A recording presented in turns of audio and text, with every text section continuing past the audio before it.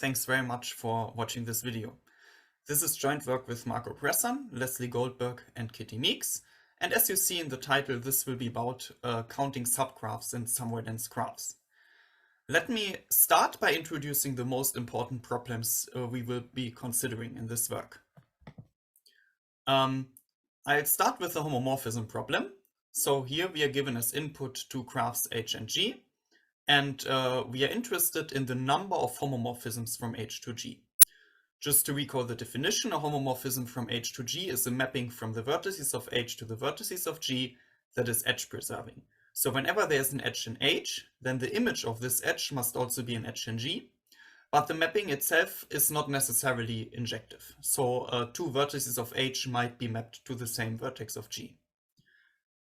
The next problem we will be studying is the counting subgraph problem. The input is the same, but now we would like to count the copies of H in G. That is the number of subgraphs of G that are isomorphic to H, like this one here.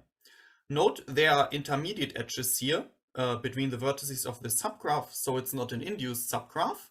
And indeed, we are also interested in counting the number of induced subgraphs, like this one. We are interested in the complexity of all three of those problems, but we will always assume that the pattern is much smaller than the host graph, and we model this by parameterizing those problems by the size of the pattern. So let me do this like that. And now the more formal question we are interested to answer in this work is, okay, under which circumstances are those problems fixed parameter tractable? That is solvable in time f of the pattern times a polynomial in the size of the host. And f might be any computable function.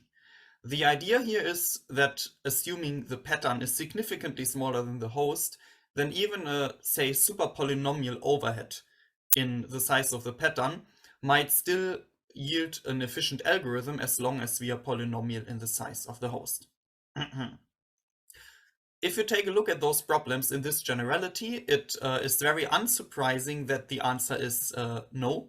In the very general case, all of those three problems are hard, because we could choose for H, for the pattern, the complete graph of k vertices, and then it's very easy to show that all three problems are equivalent to the problem of counting k cliques, and this problem is the canonical complete problem for the complexity class sharp W1. You can think of sharp W1 as a parameterized counting equivalent of NP. So under some famous assumptions such as ETH, problems that are hard for sharp W1 are not fixed parameter tractable. Now, since those problems are hard in general, we ask first, okay, for which patterns can we do better? So can we restrict the patterns in such a way that we get fixed parameter tractable instances? And this is formally done by equipping all problems with a class of allowed patterns. Note this class is part of the problem definition and not part of the input. The input of the problem is now restricted in the sense that the pattern must be in the class of allowed patterns. And then we can refine our question and ask for which classes of patterns those problems are fixed parameter tractable, and whether we can prove sharp W1 hardness for all other patterns. And indeed, in the beginning of parameterized complexity theory, answering those questions, so those three questions, was kind of one of the major goals. And we are now in the very fortunate situation that this question here is already completely answered. So for homomorphisms, Dalmau and Johnson showed that the problem is fixed parameter tractable if and only if the class of allowed patterns has bounded tree width. I won't define tree width in this talk, just think of it as a measure how tree-like a graph is. And bounded tree width means that there is a constant such that the tree width of every graph in the class is bounded by that constant. Whenever the tree width is unbounded, they prove sharp W1 hardness. And this is really a full and clear-cut complexity dichotomy. So we are FPT if the tree width is bounded, and in all other cases we are sharp W1 hard. So there are no intermediate complexities for this problem or for this family of problems. A similar dichotomy was proved for counting subgraphs. Here the criterion is not tree width, but the criterion is the matching number. So more precisely, the problem was shown to be FPT, even polynomial time solvable, if the class of allowed patterns has bounded matching number. Here the matching number is the size of a maximum matching in a graph. Again, in all other cases, the problem was shown to be sharp W1 hard. Finally, for induced subgraphs, we only get fixed parameter tractability if the class of allowed patterns is finite, which is kind of the trivial case, because if this class is finite, then there is a constant upper bound on the size of any pattern we are allowed to get as an input. And this means even the brute force algorithm runs in polynomial time. And this is what I mean by only the trivial cases are fixed parameter tractable. Because Chen, Tully, and Weyer prove that whenever the class of allowed patterns is infinite, the problem is sharp W1 hard. Now, those three theorems completely answer the question about the complexity of these problems, but it's still kind of bad news, because especially in case of induced subgraphs, it basically states that all interesting cases are hard. So we can ask, can we do more? And indeed, in this work, we would like to restrict the pattern and the host graph. Now it comes to no surprise that we model this restricting the hosts in a similar way. So we equip the problem definition also with a class of allowed hosts. And we restrict the inputs in such a way that now the pattern must be in the class of allowed patterns and the host must be in the class of allowed hosts. And we ask for which classes of allowed patterns and allowed hosts are those problems fixed parameter tractable. And also we ask, can we prove sharp W1 hardness for all other cases? And here the bad news is that we cannot do that anymore. So in contrast to the case where we only restrict the patterns, now if we restrict the patterns and the hosts, there is no FPT versus sharp W1 hard dichotomy anymore, assuming that FPT is not equal to sharp W1. So to continue the question about the complexity of those problems, we have to add some restrictions to the class of allowed patterns and allowed hosts. And we started by considering the monotone case. So now we assume that both the class of allowed hosts and the class of allowed patterns are monotone, that is closed under taking subgraphs. Examples of monotone classes include those. For example, a planar graph. If we take a subgraph of a planar graph, this is still a planar graph. So planar graphs are monotone. On the other hand, those are non-examples. So those classes are not monotone. They are closed under vertex removal, but they are not closed under edge removal. Okay. Now, since we also restrict the host classes, it turns out that the notion of nowhere density and somewhere density is crucial to answer our questions about the complexity of those problems. The notion of nowhere density was introduced by Nizitville and Osona de Mendes 11 years ago. And very roughly, this notion generalizes a bunch of other notions of sparsity that were around in the literature at that time. As one concrete example, if we have a class of graphs of bounded tree width, this class is also nowhere dense. And then in a line of research, it was possible to prove a very strong meta-theorem for model checking problems on nowhere dense graph classes.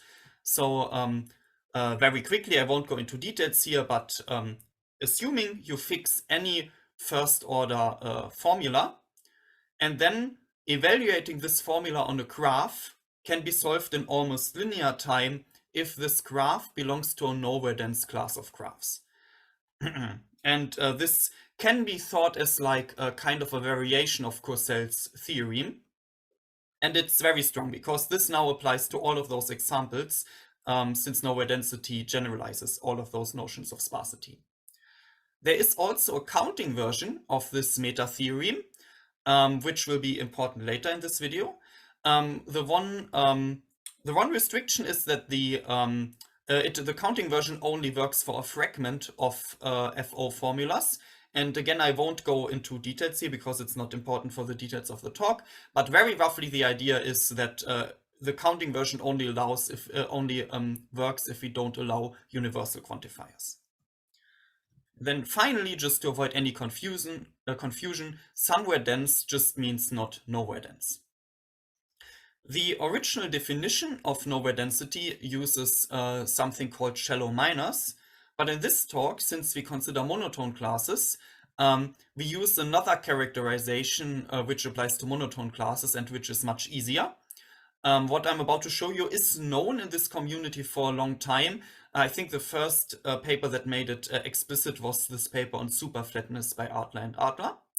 So we can define nowhere density as follows. We say that a monotone class of graphs is nowhere dense if and only if this is true.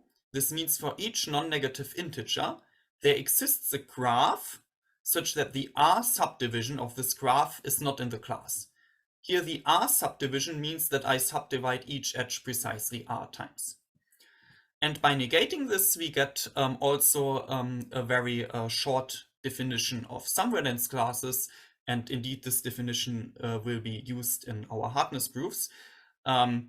It states that, okay, a monotone class of graphs is somewhere dense if and only if there exists a non-negative integer R, such that for all graphs, the R subdivision of this graph is in the class. So far, this seems quite abstract, so let's take a look at some examples. For nowhere density, planar graphs, bounded degree graphs, and graphs of bounded tree width are nowhere dense. I actually used those examples on the previous slide, but now let's take a look how we can actually prove that using this definition. Let's consider planar graphs, okay? If we take any non-planar graph, then any subdivision of this graph is also non-planar. And this means that if G is any non-planar graph, the subdivision is never in the class, regardless of what R is. And this shows that planar graphs are indeed nowhere dense. Similar witnesses for being nowhere dense can be found for graphs of bounded degree and for graphs of bounded tree width. For somewhere dense classes of graphs, we can take a look at the examples of degenerate graphs, bipartite graphs, and graphs of high girth. Let's start with bipartite graphs. This is pretty easy.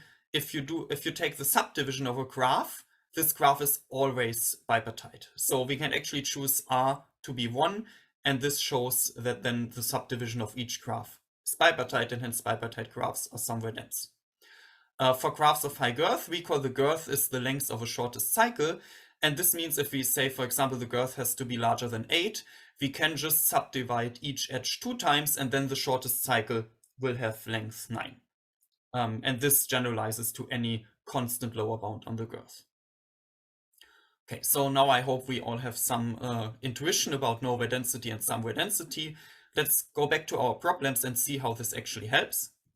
So we call that in the monotone case, we now still ask, okay, can we prove an FPT versus sharp W1 hard dichotomy for this problem along structural parameters of the class of allowed patterns and allowed hosts? And recall also that we have seen this meta theorem for existential FO model counting, and without going into details, those 3 problems here are actually just special cases of existential FO model counting. And this means that regardless what the class of the patterns is, if the class of hosts is nowhere dense, then the problems are always FPT. So this case is completely solved.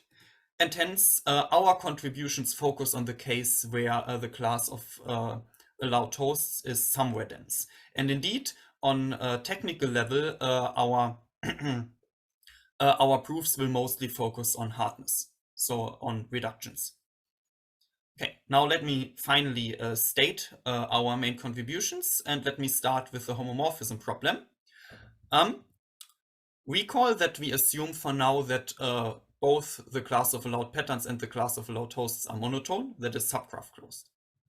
Now recall that the problem is FPT whenever the class of allowed patterns has bounded tree width, and whenever the class of allowed hosts is nowhere dense. And we can show that this is optimal. So in the monotone case, at least, whenever none of those 2 criteria are satisfied, we always get hardness for sharp W1. We prove a similar theorem for counting subgraphs. again, we call that if the class of allowed hosts is nowhere dense, we get an almost linear time algorithm. But we have also seen that if the class of allowed patterns has bounded matching number, we are also FPT.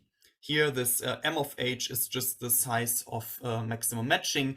And if the class has bounded matching number, this constant in the exponent, this will be a constant in the exponent, and so we will be FPT. And again, we prove that all other cases are sharp W1 hard. And now these theorems seem to be quite abstract, and it's not clear how useful monotone as a restriction is. So let me actually spend one slide on a concrete problem. More precisely, I would like to show you the following result on the problem of counting k-matchings, which is one of the most important problems in parameterized counting complexity. As a consequence of our theorem for counting subgraphs, we get the following. So for every monotone class of graphs, the problem of counting k-matchings in a graph in this class is fixed parameter tractable if and only if the class is nowhere dense, assuming that sharp W1 is not equal to FPT.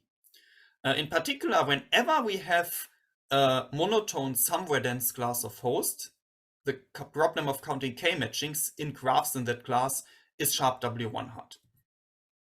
And this subsumes and strengthens various intractability results for counting k-matchings in a kind of a unified hardness result.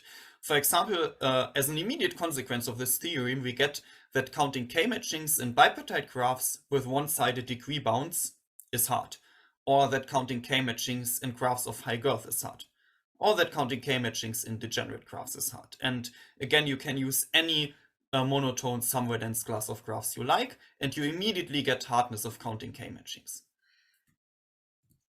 Now I also mentioned before that we only assumed the condition of being monotone in the beginning, and indeed for subgraphs we can do more. We also can completely classify this family of problems for monotone hosts, but for hereditary patterns.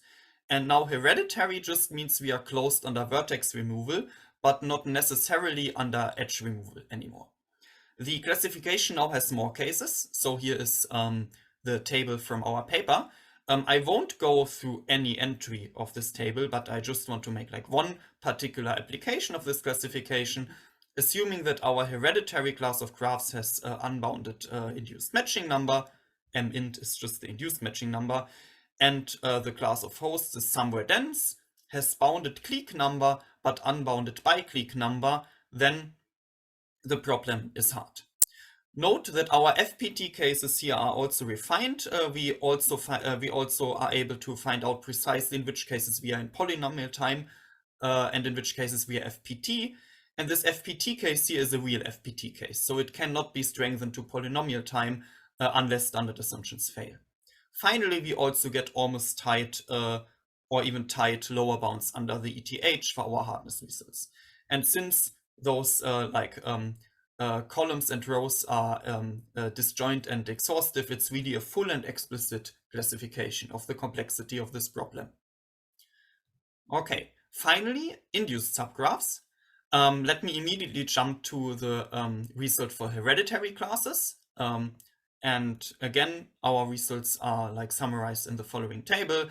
We have less cases than for subgraphs, but they are still exhaustive and disjoint. So again, we obtain a complete and explicit characterization of the complexity of this problem in terms of structural properties of the class of allowed patterns and the class of allowed hosts.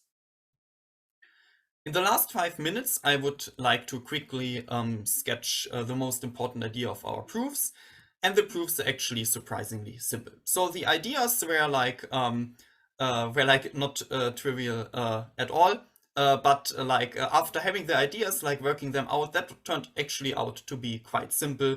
In particular, much more simple than existing hardness proofs for counting k-matchings, for example. I will also only focus on counting subgraphs in the remainder of this video, because this is just the most interesting case. Now, if you have seen any paper on parameterized counting in the last 5 years, chances are very high that you have seen this framework. If we want to understand the complexity of counting subgraphs, what we can do is we can cast this problem as a linear combination of homomorphism counts. More precisely, it is known that for each graph H, it is possible to express the function that counts the copies of H in an input graph as a finite linear combination like that. So this notion here, sharp hom from F to star, is just the function that maps an input to the number of homomorphisms from F to this input. The reason why we are interested in this expression is what is called the complexity monotonicity principle, which was independently discovered by Chen and Mengel in the setting of database theory and by Kotechapi and Dell and Marx in a more graph theoretical setting. And the theorem is as follows, or the framework is as follows. It says, okay, if all of the terms with a non-zero coefficient are easy to compute, then the entire sum is easy to compute. Okay, and proving this easiness direction is also very easy. But the interesting case is that the other direction is also true. This states that if there's at least one term in this expression with a non-zero coefficient that is hard, then the entire sum is hard. And this can be used to prove that subgraph counting problems are hard. Note that this property is very special.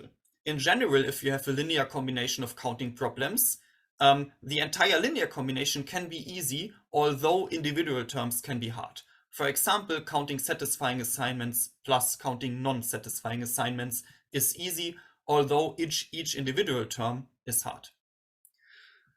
Now, using this framework in our setting was kind of difficult because we had to overcome two challenges. The first one is that for the hardness part here, which is the most important part in our proofs, this one only applies if the inputs here, if the class of inputs is closed under graph tensors. And unfortunately, somewhere dense graph classes are not generally closed under graph tensors, not even if they are monotone. So we have to somehow overcome this difficulty. And the second problem is that in the general case of somewhere dense inputs, we don't even know how hard the homomorphism problem is. However, the second challenge can be solved by relying on the techniques we use to prove our homomorphism classification. And in particular, we will find out that we can use R subdivisions of expander graphs for F. I won't go into the details here. Feel free to talk to me in the poster session or anytime else at the conference. The very final part, I would like to quickly sketch how we dealt with this problem here, with the tensorization.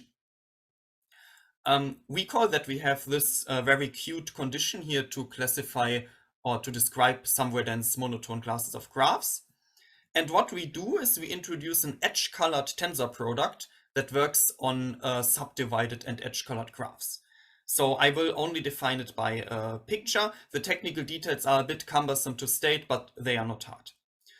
So if you have graphs like this, so if you cannot see the colors, the parallel edges here have always the same colors, and except for that, all of the edge colors are pairwise distinct.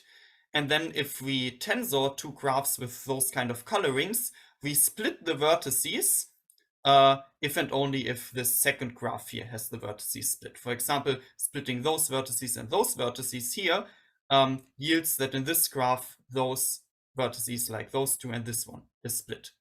I know this is proof by picture, but this picture actually encapsulates precisely the important idea we needed. And then we actually are able to show that any monotone somewhere dense class of graphs is closed under this notion of tensors, and for this we use this classification using subdivisions. Okay, and with this modified version of a graph tensor, we are able to prove that complexity monotonicity still applies, and in particular it applies to any monotone somewhere dense class of graphs. Okay, now in the last minute, let me very quickly discuss some obvious open problems. So the first one is we Now, okay, for most of our problems, we now solved it for hereditary patterns and monotone hosts, but can we do it for hereditary patterns and for hereditary hosts? So both cases are hereditary. There might be a dichotomy for that. I think there is one. Also, if we stick to the realm of monotone hosts, we might ask whether we get a dichotomy for all kinds of patterns. And here I'm quite sure that the answer is yes, but it will be quite difficult to state. So I'm not sure if it's easy to find an explicit one, because it will rely on the forbidden subgraphs of G. But I still think there is one. And finally, since most of our results are hardness results, we can now ask, okay, can we at least use this restriction of hosts to get more tractable instances of approximate counting? One particular example here is counting independent sets. So approximate counting independent sets is hard in general because decision is hard. But if we have a monotone class of host graphs that is not the class of all graphs, in this case we actually get an approximate counting algorithm. So there might actually be hope that this idea of restricting the host in addition to restricting the pattern gives us more possibilities to get efficient algorithms for approximate counting. Okay, however, I'm out of time. Thank you very much for watching this video, and I hope I see you at the conference. Thank you very much.